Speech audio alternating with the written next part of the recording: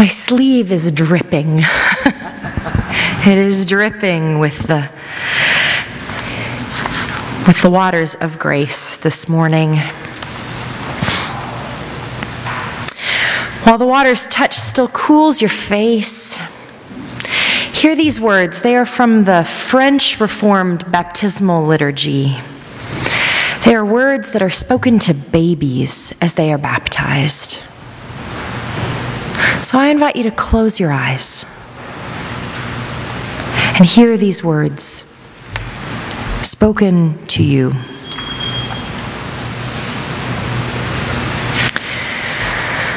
For you, little child, Jesus the Christ came into the world.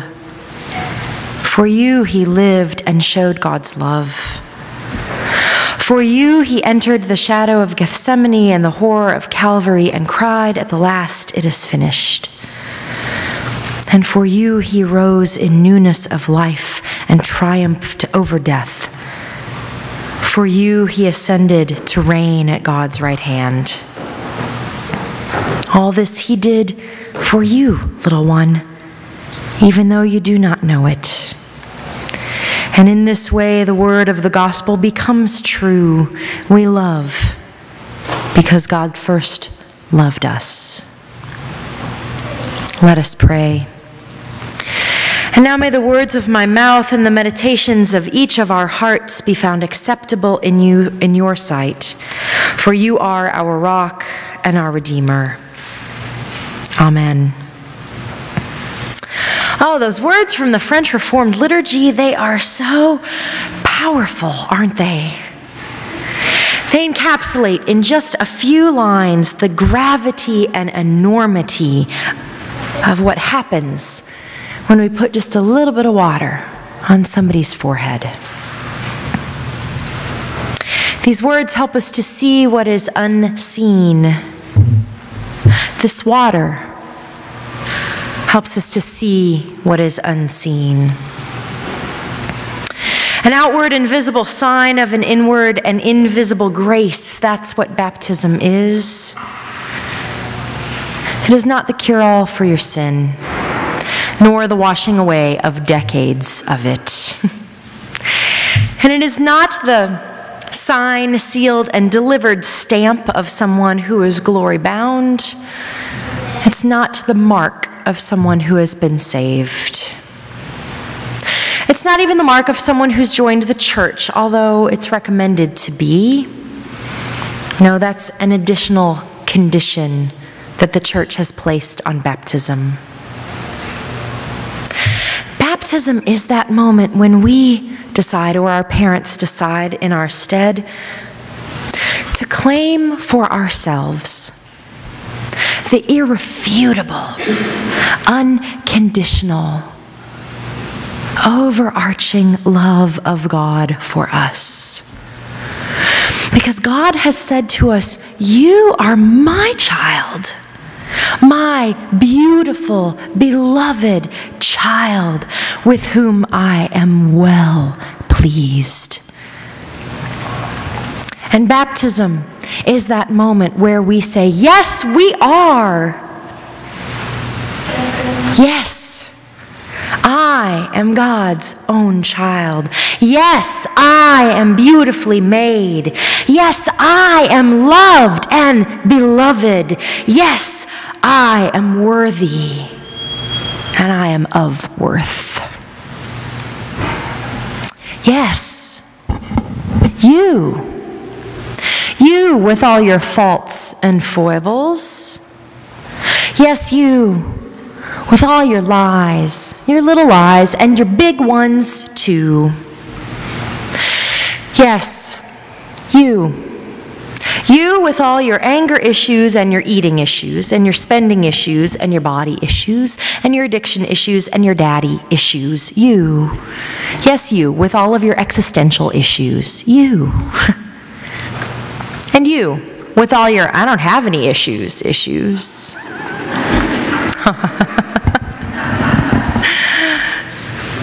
And you with all of your cheating and your double life living. And you with all your biases and your bigotry. And you with all your self-loathing and your self-destruction. You with your absolute inability to be trustworthy. You with your love of violence and your lust for money and your longing for fame. You, yes, even you with all the hurt you have caused. Yes, it is for you that grace is given. And it is for you that these waters of baptism flow. And yet, it is not for you alone. This outward and visible sign of an inward and invisible grace, yes, we claim it for ourselves in baptism, and yet, we don't sequester it away in secrecy. We don't do this act in a private ceremony.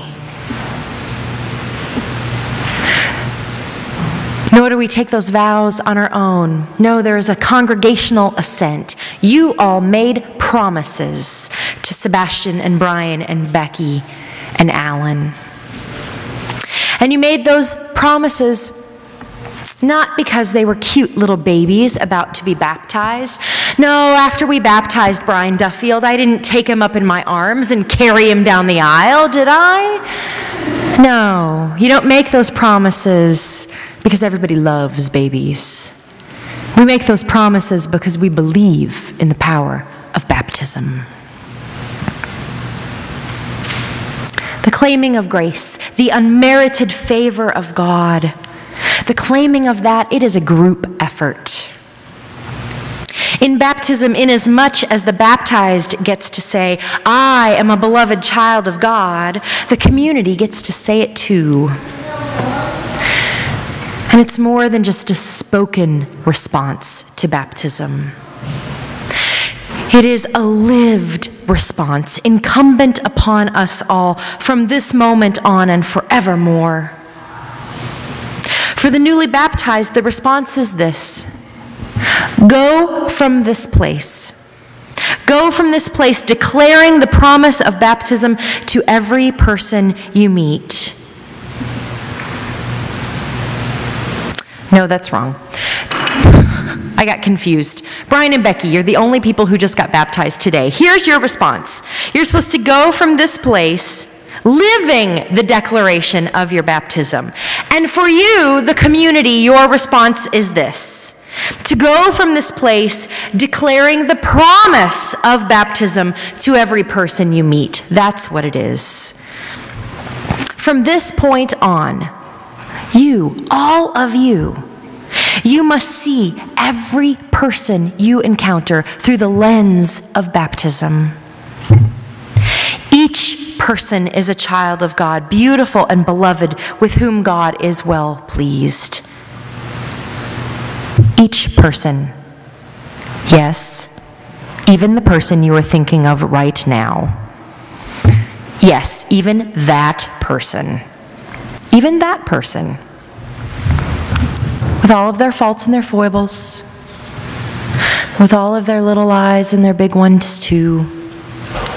Yes, that person.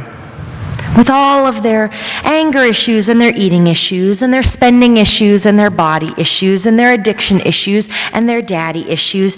Yes, even that person with all of their existential issues.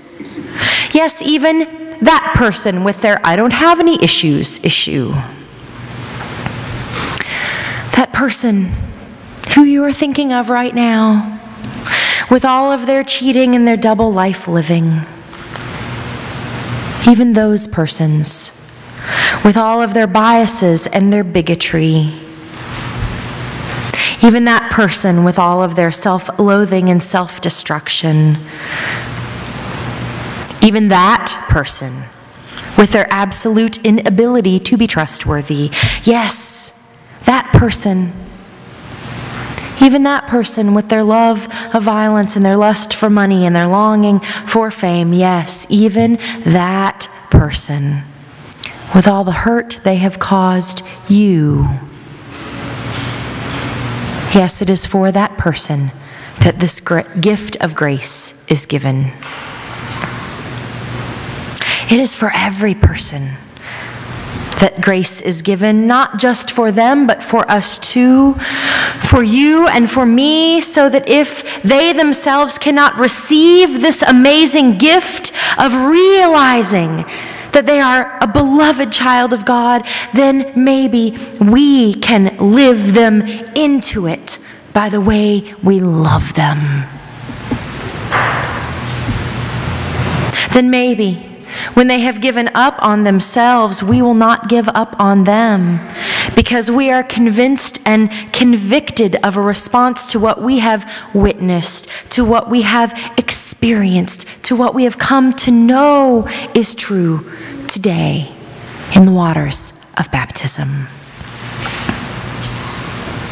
This unbounded, unfettered, undeniable claim God staked on our lives, it wasn't just hatched the moment that Jesus burst up out of the Jordan, gasping for air. No, this claim God staked on our lives has been there from the very start. Did you hear it? Did you hear it in the words of Isaiah that Jan read this morning? You are mine, God says. You are mine. The prophet speaking for God says, do not fear. I have redeemed you. I have called you by name. You are mine. When you're in over your heads, I will be with you. When you are in rough waters, you won't go down. When you walk through fire, you won't get burned. For I am God, your God, the Holy One of Israel, your Savior. I paid a huge price for you. All of Egypt with rich Cush and Seba thrown in. Because can't you see? You are precious and honored, and I love you. I give people in return for you, nations, in exchange for your life. Don't fear. Don't be afraid. I am with you, says God. I will bring your offspring from the east and from the west. I will gather you. I will say to the north, give them up. And to the south, don't withhold. I want them back. Every last one who bears my name. Everyone whom I created for my glory, whom I formed and made.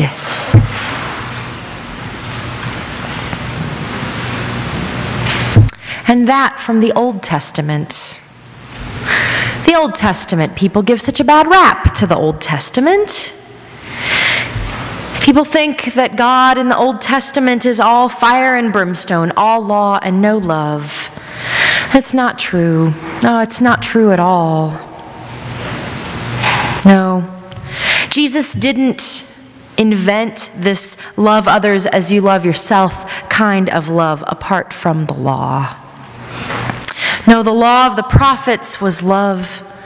And Jesus was able to live the law in the flesh and love the law unto death and live again the law in new life only because of the prophets. The prophets who pointed to God Almighty first. God who declares, you are mine. How would our world change if we remembered that about every person? Today as the water's touch still cools your face, remember this. Remember all of this. And know it here, deep in here, it is for you. But it is not for you alone. For today, it is not enough for you to remember your baptism alone. No, today Today, you must remember everybody else's baptism too. Amen.